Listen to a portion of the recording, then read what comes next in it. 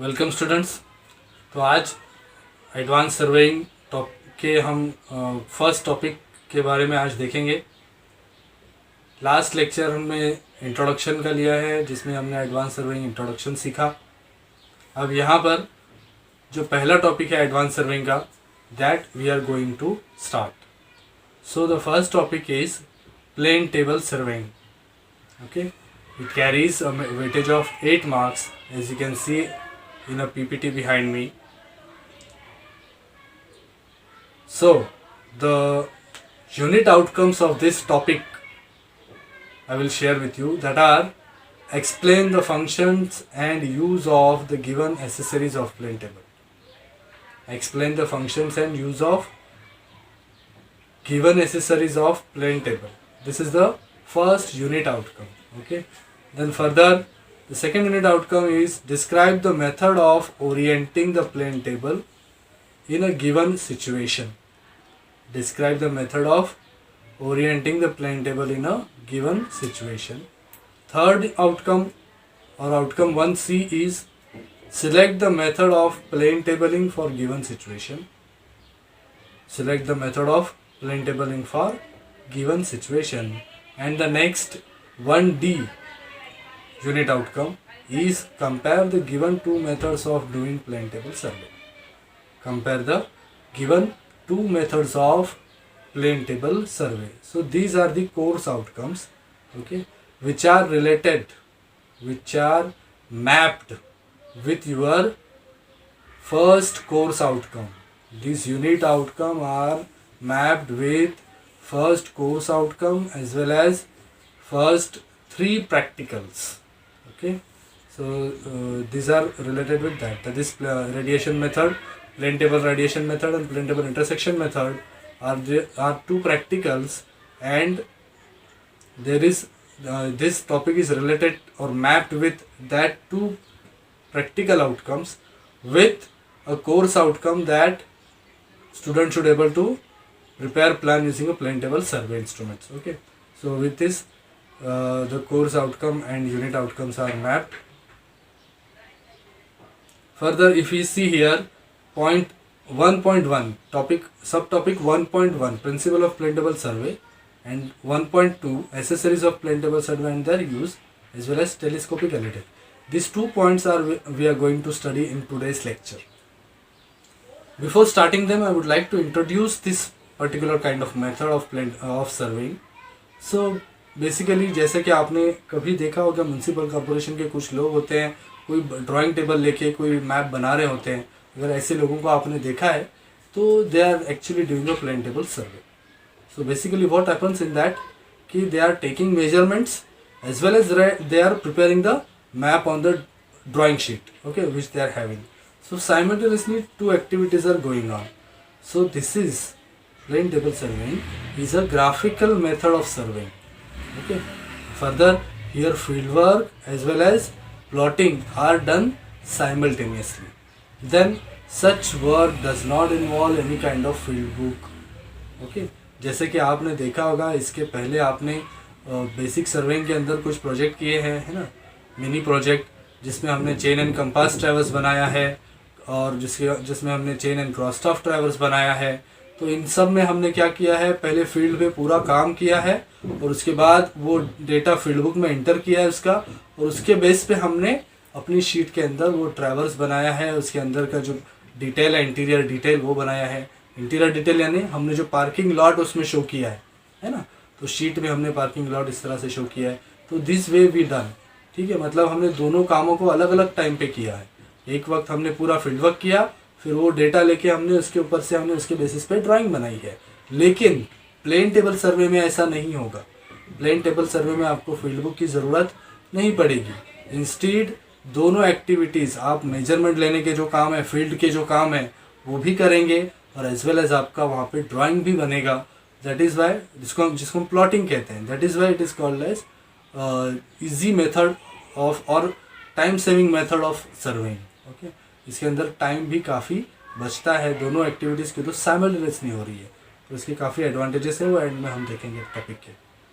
Further, where this kind of work is और method is suitable, तो this method is suitable for filling the interior details when traversing is done by theodolite. वो theodolite is a one instrument of survey. आगे आप पढ़ेंगे उसके बारे में, अगला टॉपिक आएगा उसका. तो वो जैसा हमने कंपास से अगर कोई ट्रैवर्स बनाए हैं तो उसको हम कंपास ट्रैवर्स कहते हैं. चेन एंड क्रॉस स्टफ से बनाए तो chain and cross stuff traverse कहते हैं. उसी तरह इस इंस्ट्रूमेंट को यूज़ करके अगर हम ट्रैवर्स बनाते हैं तो इसको हम theodolite ट्रैवर्स कहते हैं. theodolite को यूज़ करके जो ट्रैवर्स हम बनाएंगे उसको हम क्या कहेंगे? theodolite ट्रैवर्स कहेंगे. तो if the traverse is made with the help of theodolite and just interior details are to be taken. जैसा हमारा जो मिनी प्रोजेक्ट था उसमें हमने क्या किए, कंपास और चेन के जरिए पूरा ट्रैवर्स हमने बना लिए और इंटीरियर डिटेल भी हमको क्या था, अभी वो पार्किंग लॉट था, है ना. तो वो पार्किंग लॉट जो है हमारा इंटीरियर डिटेल था. तो उसके लिए हमने क्या उसके लिए हम क्या कर सकते हैं, after completing the traversing work, traverse आपने बनाने के बाद इंटीरियर डिटेल के लिए आप प्लेन टेबल सर्वे करो, ये कर सकते हो आप. या कुछ वक्त ऐसा भी हो सकता है जैसा समटाइम्स ट्रैवर्सिंग में भी done by plane table. Okay, sometimes traversing में भी done by plane table, but this survey is recommended for the work where great accuracy is not required. जहाँ पे ज़्यादा एक्यूरेसी एक्सपेक्टेड नहीं है, ज़रूरत नहीं है जिस केस, तो ऐसी जगह पे हम क्या कर सकते हैं, प्लेन टेबल सर्वे एडॉप्ट कर सकते हैं. ठीक है, जहाँ पे ट्रैवर्स भी आप प्लेन टेबल सर्वे से बना सकते हैं. तो this is all about the introduction and suitability of the plane table. Now moving ahead, the plane table works on the principle of parallelism. Okay, parallelism means that rays drawn from station to the object on a drawing sheet or a paper are parallel to the rays drawn lines from station to the object on the ground. मतलब paper पे जो आप line बना रहे हैं वो line आपके ground की लाइन से पैरेलल होगी. ये कॉन्सेप्ट पे, ये प्रिंसिपल पे प्लेन टेबल सर्वे काम करता है. ठीक है, ये पूरी मेथड का जो प्रिंसिपल है वो क्या है, इन शॉर्ट, जो पेपर पे आप लाइन बना रहे हो वो ग्राउंड की जो लाइन बनी हुई है उसको पैरेलल है. आपके स्टेशन से कोई भी ऑब्जेक्ट तक आप जहाँ तक जा रहे हो, जिसका पॉइंट आपको मार्क करना है, वहाँ तक अगर आप कोई लाइन ग्राउंड पे बनाते हो तो उसी को पैरेलल लाइन आपको शीट पे बनानी है. ठीक है, और फिर उसके आगे अलग अलग मेथड्स के ज़रिए आप वो पॉइंट को लोकेट कर सकते हैं. बेसिकली ये कॉन्सेप्ट है पैरेललिज्म का. Then the relative position of the object. ठीक है, the relative position of the object on the ground are represented by the plotted positions on the paper and lie on respective rays. ठीक है, जो positions आपने, जो भी object के position है वो वहाँ पे आप मार्क करते हो, उसके लिए उसकी डायरेक्शन में रे मार्क करते हो और उस पर सर्टन डिस्टेंस मेजर करके या कोई और रे दूसरा ड्रॉ करके पॉइंट मार्क करते हो. इस तरह से आपका जो ग्राउंड का पॉइंट है वो पेपर पे दिख जाता है, पेपर पे रिप्रेजेंट होता है एज अ पॉइंट. ठीक है, then further the table is always place parallel to the each successive station to the position it occupied at starting station. ठीक है, मिसाल के तौर पे इस तरह से अगर मैं उस प्लेन टेबल को रखता हूँ, ठीक है, तो यही पोजीशन मेरी अगले स्टेशन पे होनी चाहिए. ठीक है, इसी पोजीशन में उसको मैं आगे मूव करूँगा. तो इसके लिए कुछ प्रोसेस है, उसको हम आगे देखने वाले हैं, जिसका नाम होगा ओरिएंटेशन. ठीक है, तो बेसिक इसके अंदर ये 3 चीज़ें हैं. एक तो आपको पैरेललिज्म मेंटेन करना है, दूसरा पॉइंट्स को लोकेट करने के लिए रेस ड्रॉ करने हैं, और तीसरा आपको उस प्लेन टेबल को जो है उसकी स्टार्टिंग पोजीशन जो है वो मेंटेन रखनी है, मतलब उसका ओरिएंटेशन करते रहना है. ठीक है ना, तो ये 3 चीज़ें हमको प्लेन टेबल के अंदर करनी है. On this 3 principles it works. Now coming to the accessories. ठीक है, अभी तक हमने जो देखा है पार्ट, इंट्रोडक्शन देखा है, सूटेबिलिटी देखा है और प्रिंसिपल देखा है. ठीक है, now accessories of plane table. So basically the accessories means the instrument used in plane tabling. First is a plane table, second is alidate. Now alidate are of 2 types. If you can see in the PPT behind me, there are 2 types of alidate. First is plain alidate and second is telescopic alidate. Okay, these both we are going to see. Further, spirit level. Okay, spirit level is also required. Then trough compass and then U fork with plumb bob. Okay, What are the plane table accessories? Plane table, alidade may be of plane alidade or telescopic alidade we need. Any one of this. Okay. Then spirit level, then trough compass, then U fork with plumb bob. Okay, these are the accessories required for the plane table. Now moving ahead, each one of that we will see.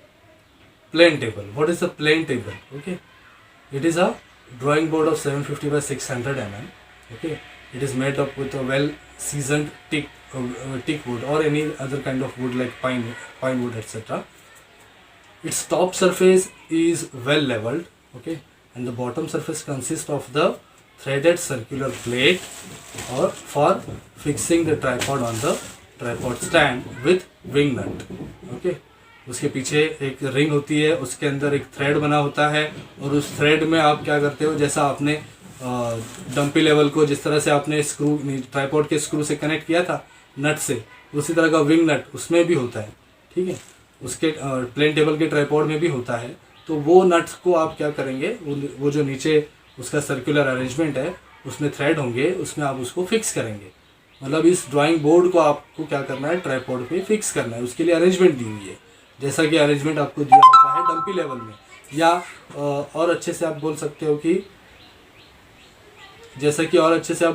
कि compass में भी आप देख सकते हैं, है ना. लेकिन उसके अंदर का जो वो होता है बॉल एंड सॉकेट अरेंजमेंट होता है. इसके अंदर वैसा नहीं होगा. इसके अंदर अरेंजमेंट होगा विंग नट एंड थ्रेड्स का. ठीक है, थ्रेड्स के अंदर आपको नट घुमाना पड़ेगा जैसे कि आपने डंपी लेवल में घुमाया यूज़ किया है. तो बेसिकली फंक्शन क्या होगा इसका? The function of plane table is it is meant for fixing drawing sheet over it. आपको इस टेबल पे ड्राइंग शीट रखनी है, क्योंकि ये ड्राइंग बोर्ड है ना. तो इसके ऊपर हम क्या करेंगे, ड्राइंग शीट रखेंगे और यही हमारा ड्राइंग बनेगा. Okay, so this is about the plane table. आगे बढ़ते हैं. देखो ये इस तरह का व्यू आपको दिखेगा. आप देख सकते हैं पहले फोटोग्राफ के अंदर फ्रंट और ऊपर का top side and bottom side दोनों दिखाया हुआ है. बॉटम साइड में सेंटर में आप ब्लैक कलर का रिंग देख रहे हैं, उसके अंदर एक थ्रेड दिया होगा.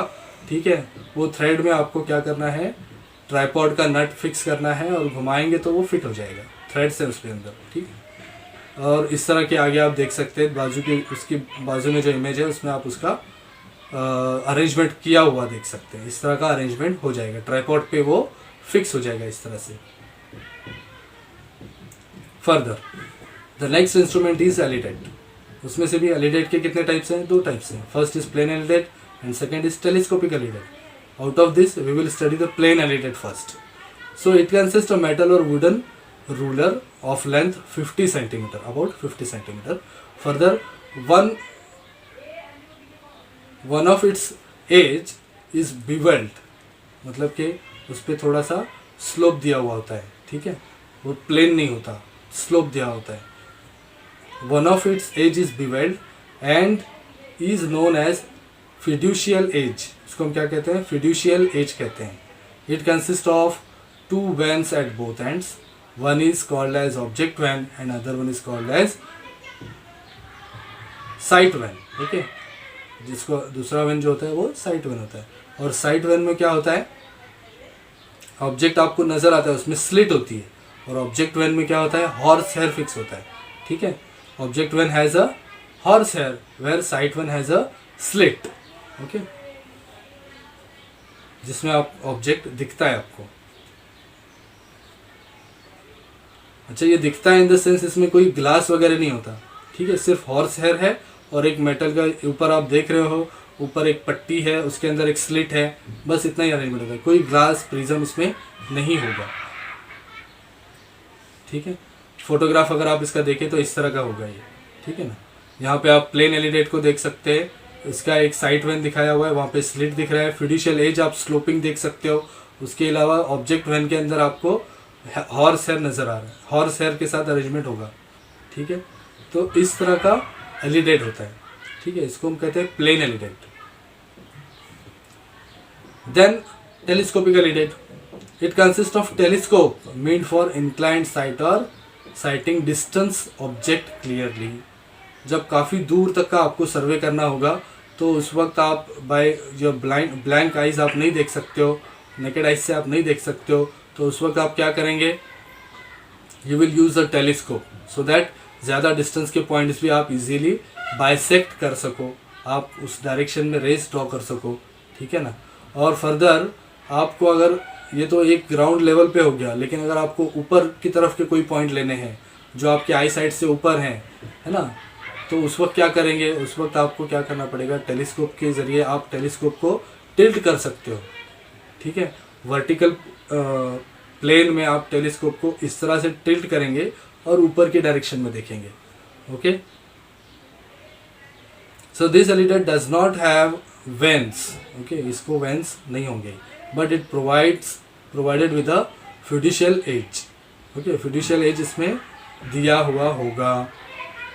तो basically these are two types of alidades, first is plane alidade and second is telescopic elidate, and the function of this, both of these elidates is the function of elidate is to sight the object, जिससे हम object को देख सकें। the ray should be drawn along the fiducial edge of the elidate, ठीक है। उसी के साथ साथ उसकी जो fiducial edge है उसके अलॉन्ग हम क्या करेंगे, ऑब्जेक्ट के डायरेक्शन में रे ड्रॉ करेंगे, ओके। तो इस तरह से एलिडेट का फंक्शन है। ये टेलीस्कोपिक एलिडेट का जो एन बसक की बुक के अंदर जो डायग्राम दिया हुआ है वो ये डायग्राम आप देख सकते हो यहाँ पे। इसके अंदर एक ग्रेजुएटेड सर्कल दिया हुआ है, टेलीस्कोप दिया हुआ है एंड बिवेल्ड एज दी हुई है उसकी, ठीक है। ये सारी चीज़ें उसमें मेंशन है। Now moving ahead, the next accessories. Now the next instrument is spirit level, okay. So this is the third instrument which is used for the plane table surveying. So it is a small metal tube which consists of bubble of spirit, okay, which can be seen from the top, okay, with a graduated glass tube. इसके ऊपर एक graduated glass tube भी होगा, glass graduated अंदर से जिस पे marking होता है उस तरह का एक ग्लास ट्यूब होगा जिस पे मार्किंग होगा और अंदर आपको ये स्पिरिट का बबल दिखेगा, ठीक है। सो जैसे कि बबल ट्यूब आपने देखा है डंपी लेवल के अंदर भी, है ना, तो उसी तरह का बबल ट्यूब इसके अंदर होगा। Further, the function of this spirit level is that it is meant for leveling of plane table. It is meant for a leveling of plane table. Got it? तो बहुत सिंपल इंस्ट्रूमेंट है, जैसा कि उसके अंदर एक बबल है, हम प्लेन टेबल को लेवल पोजीशन में रखने के लिए उसको यूज़ करते हैं। आगे बढ़ते हैं। Trough compass. Now it is a rectangular box made of non-magnetic metal containing a magnetic needle pivoted at the center, okay. It has zero mark at both the ends to locate north and south directions, ठीक है। उसके दो and यहाँ पे diagram में आप देख सकते हैं, इसके जो अंदर नीडल दिखाई हुई है, नीडल के दो एंड पे, दोनों ही एंड पे मार्किंग क्या होती है, ज़ीरो होती है, ठीक है। जब दोनों एंड पे 0 शो होता है इसका मतलब नॉर्थ, अब वो क्या हो गया, नॉर्थ प्रॉपर शो कर रहा है। तो हम क्या करेंगे, इमीडिएटली जैसे वो क्या बोलते हैं 0 पे आएगा आपका नीडल, तो हम क्या करेंगे, जो एज है उसकी बाहर की जो साइड है उसको पैरेलल हम टच करते हुए लाइन ड्रॉ करेंगे और जहाँ नॉर्थ लिखा हुआ है उसकी डायरेक्शन में एरो दे देंगे, वो हमारा नॉर्थ डायरेक्शन बनेगा। तो इस तरह से ट्रफ कंपास हम यूज़ करते हैं to mark the north direction on the in the plane table survey, ठीक है। ड्राइंग पेपर पे नॉर्थ डायरेक्शन मार्क करने के लिए हम इसको यूज़ करते हैं। For the function as we see in the function, it is mean to mark north direction on a drawing sheet, पहला फंक्शन है। And secondly on that basis also, और अगेन नॉर्थ डायरेक्शन मार्क करने के बाद उसका एक और फ़ायदा क्या होता है, it is use for orientation of plane table. इसको इस नॉर्थ डायरेक्शन के ज़रिए हम क्या कर सकते हैं, और इस ट्रफ कंपास के ज़रिए टेबल को उसकी प्रीवियस पोजीशन पे भी ला सकते हैं, मतलब कि उसका ओरिएंटेशन भी हम कर सकते हैं, ठीक है। जब हम नेक्स्ट स्टेशन पे जाते हैं, एक स्टेशन से हमारा काम पूरा नहीं हो पाता है तो हम नेक्स्ट स्टेशन पे जाते हैं अगला काम, वो काम को कंप्लीट करने के लिए, जैसा कि हमने डंपी लेवल में या ऑटो लेवल में किया है ना, चेंज पॉइंट देते हैं ना हम लोग, उसी तरह से इसके अंदर भी हमको चेंज पॉइंट करना पड़ता है, समझिए। तो पोजीशन जहाँ पे आप इंस्ट्रूमेंट की चेंज करते हो तो उसको प्रीवियस पोजीशन में, जैसे कि उसकी अलाइनमेंट, उसको उसका डायरेक्शन था प्लेन टेबल का, वही डायरेक्शन में आपको लेके आना होता है, क्योंकि आपकी नॉर्थ क्या होनी चाहिए, दोनों ही पोजीशन पे सेम होनी चाहिए। तो उस वक्त आपको ये ट्रफ कंपास और अपने जो नॉर्थ डायरेक्शन मार्क की है वो काम आता है। तो basically there are these two functions of the trough compass. First is it is meant to mark the north direction on a drawing sheet. Further it is used for the orientation of plane table survey. Got it? तो ये एक छोटा सा, जैसे कि आप देख रहे हो, एक बॉक्स के अंदर एक नीडल रखा हुआ है और नीडल के दोनों एंड पे 0 मार्क किया हुआ है, और ये जो बॉक्स है ये नॉन मैग्नेटिक है। उसके साथ में एक नॉब भी दिया हुआ है। उस नॉब को अगर आप लूज करेंगे तो आपकी नीडल क्या होगी, it will be freely suspend होगी वो, ठीक है, वो फ्री हो जाएगी, पिवोट से फ्री हो जाएगी, ठीक है, सस्पेंड होने के लिए फ्री हो जाएगी। आगे बढ़ते हैं। तो इसी का एक फोटोग्राफ यहाँ पे आप देख सकते हैं। इस तरह का एक बॉक्स है, प्लास्टिक का बॉक्स दिख रहा है वो, और उसके अंदर हम नीडल देख रहे हैं ना। तो नीडल में आगे यहाँ पे उसके राइट एंड पे आप अगर देखेंगे तो एक नॉब भी है, वो नॉब को लूज करना है तो नीडल फ्रीली घूमेगी, ठीक है। अगर उसको फिट रखेंगे तो वो फिट रहेगी, फिक्स रहेगी और नॉर्थ शो नहीं करेगी। और उसको नॉर्थ शो करने के लिए आपको क्या करना पड़ेगा, उस ट्रफ कंपास को राइट लेफ्ट में इस तरह से घुमाना पड़ेगा, है ना। और जहाँ वो 0 पे कोइंसाइड हो जाएगी तो वहाँ पे आपको क्या करना है, नॉब को फिक्स करना है, और जो है उसकी एज पे आपको पेंसिल से आपको क्या करना है, नॉर्थ डायरेक्शन मार्क करना है। Okay, moving ahead, the next instrument is you fork with plum Bob, ठीक है। ये जो इंस्ट्रूमेंट है, ये एक लास्ट इंस्ट्रूमेंट हम जो यूज़ करते हैं प्लेन टेबलिंग के लिए, वो है that is you fork with plum Bob. Diagram में आप देख सकते हो एक पिन है, कैसा है, यू शेप का पिन है जिसको आगे हुक लगा हुआ है और उसको हमने क्या किया है, प्लम बॉब अटैच किया हुआ है, ठीक है।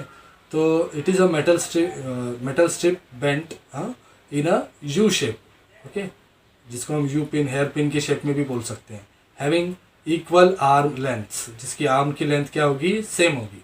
The top arm is pure pointed, ठीक है, टॉप आर्म के ऊपर क्या होगा, पॉइंट होगा, नुकीला होगा। And bottom arm carries hook, bottom arm के ऊपर क्या होगा, एक हुक होगा for suspending a plum Bob लगाने के लिए, ठीक है, वहाँ पे हम प्लम बॉब लगाएंगे। तो इसको हम क्या करेंगे, ड्राइंग बोर्ड पे फिक्स करेंगे। जो दो ऊपर टॉप की और नीचे की स्ट्रिप के बीच में, टॉप एंड बॉटम की स्ट्रिप के बीच में जो गैप दिख रहा है, ठीक है, वहाँ पे हम क्या करेंगे, उसके अंदर हम ड्राइंग बोर्ड तक उसको लेके जाएंगे। टॉप एंड जो होगा ड्राइंग बोर्ड के ऊपर आएगा प्लेन टेबल के, और बॉटम जो है वो नीचे जाएगा, ठीक है। और उसके बाद क्या होगा, जो वहाँ पे हम प्लम बॉब ड्रॉप करेंगे और क्या करेंगे, जो ग्राउंड पे पॉइंट जो दिख रहा है वही पॉइंट आपका पिवोट पे आपके पॉइंटेड एंड पे ऊपर दिखेगा, वही पोजीशन पे एग्जैक्टली ऊपर आएगा, ठीक है। आपका प्लम बॉब का जो नीचे का पॉइंट है उसी के एग्जैक्टली ऊपर आपके यू फोर्क का जो पॉइंटेड एंड है वो रहेगा। तो वहाँ पे आपको पेंसिल से मार्क करना है। इसका मतलब क्या हो गया, और वो पॉइंट का जो भी आपके ग्राउंड पॉइंट का नाम है उसके स्मॉल लेटर में उसको नाम देना है। मिसाल के तौर पे ग्राउंड पॉइंट का नाम कैपिटल ओ है तो पेज पे उसका नाम स्मॉल ओ देना है। तो इससे क्या होगा, the small O will be exactly over the capital O on the ground point के एग्जैक्टली ऊपर ड्राइंग पॉइंट का, ड्राइंग पेपर या शीट पेपर के पॉइंट, पेपर पे जो आपने मार्क किया है वो पॉइंट आ जाएगा, ठीक है। एग्जैक्टली ग्राउंड पॉइंट के ऊपर आपका पॉइंट पेपर पे मार्क होगा, गॉट इट। तो इस तरह से हम क्या करते हैं, सेंटरिंग करते हैं। इसको हम क्या कहेंगे, सेंटरिंग भी कहेंगे प्लेन टेबल की। तो this is the function of the U fork is, this is meant for centering the table over station. This is meant for centering the table over station. इसको प्लेन टेबल की centering के लिए use किया जाता है, ठीक है। तो जिस तरह से मैंने जैसा आपको बताया, तो वो क्या होगा, टॉप एज जो होगी उसकी पॉइंटेड एंड जो होगा वो पेपर पे टॉप पे आएगा ड्राइंग बोर्ड के, और बॉटम जो होगा वो उसके नीचे चले जाएगा, और प्लम बॉब उसको हम हुक में डालेंगे, और उसकी प्लम बॉब के नीचे जो भी पॉइंट होगा वो पॉइंट क्या होगा, एग्जैक्टली हमारे शीट के नीचे होगा, और हमारा शीट के पॉइंट जो है, यानी जो पॉइंटेड एंड का पॉइंट है वो इस ग्राउंड पॉइंट के एग्जैक्टली वर्टिकली ऊपर होगा, ठीक है ना। तो इस तरह से हम क्या करेंगे, इस यू फोर्क को यूज़ करेंगे। तो this were the some instruments और accessories which are to be used in a plane table survey. First is plane table, second is alidate, that are plane and telescopic alidate, then spirit level, then trough compass, U fork with plumb bob. Okay, तो यहाँ हम आज का topic complete करते हैं। आपको इसके regarding कुछ डाउट हो तो हम जूम लेक्चर में इसको क्लियर करेंगे। Thank you.